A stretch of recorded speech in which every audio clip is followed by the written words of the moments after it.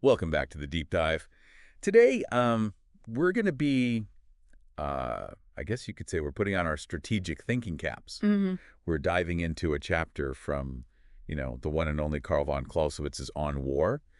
And specifically, we're going to be talking about, well, attacking convoys. And we're keeping in mind that you, our listener, you know the score here. You're in the military. Right. So when we're, picking apart Clausewitz and he's writing back in the 19th century, we're going to be looking at this through the lens of like, how does this apply, in a modern context? Exactly. Because, I mean, it's one of those things where on the surface, it seems pretty straightforward, right? Clausewitz, he even says it himself right at the beginning of the chapter. He's like, picture this. You've got a convoy, hundreds of wagons stretching for miles, all the supplies, food, ammunition, maybe some new boots in there, who knows. But the point is, it's a lifeline, right? And it seems like it'd be pretty vulnerable. So his big question is, why aren't these things getting attacked left and right? Shouldn't it be, I don't know, almost easy pickings? It's a deceptively simple question. And it leads to some really, insightful observations about the nature of warfare itself. Yeah. Clausewitz, he argues, it's not just about the tactical challenge, it's about the strategic risks and rewards. Okay, so there's like a whole hidden layer here. It's a strategic minefield, Yeah. not just some tactical target. So what are some of the risks that Clausewitz brings up? Well, first off, he reminds us that convoys, they usually operate way behind enemy lines. So if you're going to go after one, you're talking about a major commitment, a lot of resources, and you're really opening yourself up to a potential counterattack. So, okay, a small group, they might be able to harass a convoy, but a full-on assault, that's a recipe for disaster. Yeah, pretty much. And then even if you somehow manage to overpower the convoy, you've got another problem, logistics. Right. I mean, think about it. Hundreds of wagons, potentially tons of supplies. You can't just, call up a fleet of Ubers to haul all that stuff back to your base. Yeah, no kidding. Yeah, I need about 200 wagons over here. Stat. Exactly. And Clausewitz, he actually gives examples of, situations where raiding parties had to make a choice. Do we go for the whole thing or just cause as much disruption as possible, maybe cut some traces, steal horses, blow up some ammo, anything to slow them down and mess with their plans, even if you can't run off with all the goods? So it's like sometimes a strategically placed wrench in the gears is more valuable than making off with the whole machine. You got it. But you ready for this? Hit me. This is where Clausewitz gets really interesting. He says that one of the biggest things stopping someone from attacking a convoy isn't its defenses. It's not even the logistics of getting away with all the loot. It's something much bigger. It's the fear of the main army showing up. Okay, so like you're poking the bear cub, you might get away with it for a second, but Mama Bear is going to come looking for you, right? Exactly. And Clausewitz, he uses this perfect example to show this. Frederick the Great's retreat from Olmütz back in 1758. Frederick, he was in a tight spot. He knew protecting his supply convoy was essential, so he does something really ballsy. He uses half of his army to protect it. Wow. So he's practically using the convoy as bait, daring Yeah. the enemy to attack. That takes guts. It does. And you know what? It worked. Even though tactically speaking that convoy was a huge target, the risk was too high. Nobody wanted to face down half of Frederick's army. So what you're saying is the convoy's safety, it wasn't just about the soldiers guarding it. It was about the fear of what those soldiers represented, the fear of massive retaliation. That's almost psychological warfare. You got it. But there's a but here. Always a but. Clausewitz, he recognizes that there are times when attacking a convoy does make strategic sense. And this is where things get even more interesting, especially when we start to think about how these principles apply in a modern setting. So we've talked about all the reasons why attacking a convoy might not be the best idea, but you're saying Clausewitz sees some exceptions. When does he say it's actually worth the risk? Right. So Clausewitz, he lays out these situations where because of the, the bigger picture, the overall strategy, a convoy gets put in a really vulnerable spot, and that's when it becomes a much juicier target.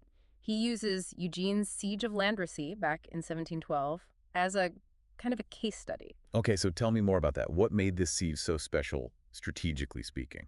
Well, Eugene, he was relying on the supply line that, to be frank, was in a terrible spot. Like strategically, it was practically an invitation for attack. So not exactly a textbook example of keeping your supply lines safe and sound. It sounds like Eugene was between a rock and a hard place. He was, he was. And Clausewitz, he goes into a lot of detail about the lengths Eugene had to go to just to try and keep those convoys safe. And it highlights something that's, I think, especially relevant for our listeners, in the military. It shows how vulnerable supply lines, even if they don't get completely overrun, they can really tie your hands strategically. They limit your options. Yeah, it's that old saying, no plan survives contact with the enemy, right? Except in this case, it's more like, no plan survives a vulnerable supply line. Exactly. And to really hammer this point home, Clausewitz brings up another fascinating historical example, the capture of a convoy at Darmstadt.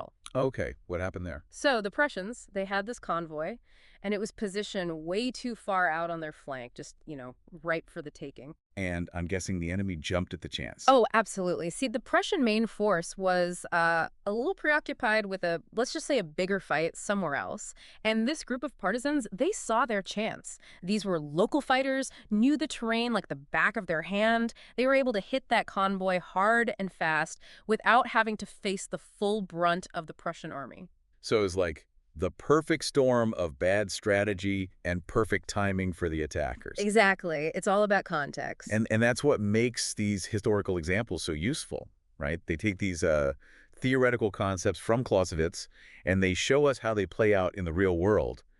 But I bet our listeners probably thinking, okay, that's all fascinating, but how do I actually use this? Like, what are the key takeaways, the things they can put into practice? That is the million-dollar question, isn't it? And I think, for me, one of the biggest takeaways from Clausewitz is don't get so caught up in the nitty-gritty details of a potential convoy attack that you miss the forest for the trees. Right. Like, don't just see the convoy as a target. See it as part of this whole web of strategic considerations. Yeah.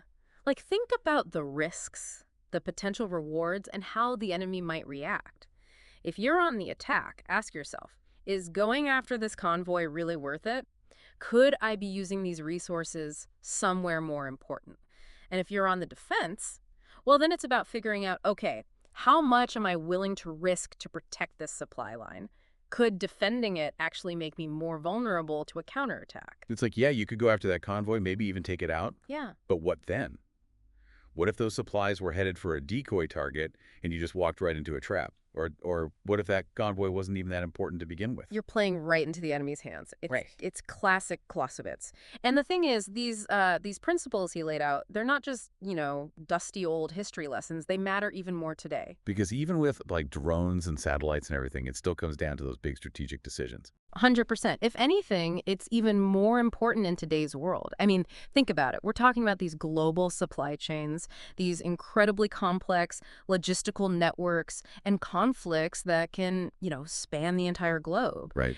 Disrupting a supply line in, I don't know, say the middle of nowhere could have huge consequences thousands of miles away. And for you, our listener, being in the military, I mean, that's got to be top of mind, right? The decisions you make about those supply lines, those convoys, they're not just tactical, they're strategic. It's mind-blowing when you really think about it. Yeah. One convoy, which, seems kind of small in the grand scheme of things, could actually be the thing that makes or breaks a whole operation. Absolutely. And I think that's really the heart of what Clausewitz is getting at. He's not just giving us like a step-by-step guide to attacking or defending convoys. He's giving us a framework for making tough decisions in any situation, especially when the stakes are high. And that ability to really think strategically, to weigh the risks and the rewards, that's crucial for anyone in leadership position, no matter what your rank is, no matter what branch you're in.